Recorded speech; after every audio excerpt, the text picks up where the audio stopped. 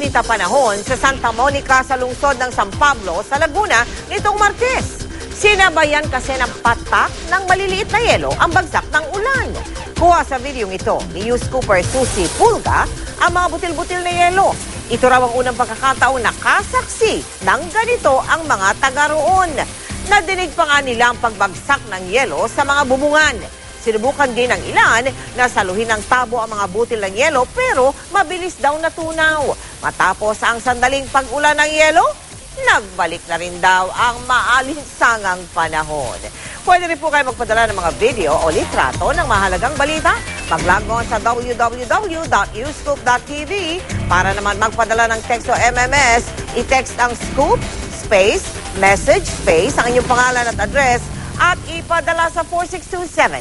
Palala lang po, yun lamang pong mga video at litratong pagmamay-ari ninyo mismo ang ipadala sa amin.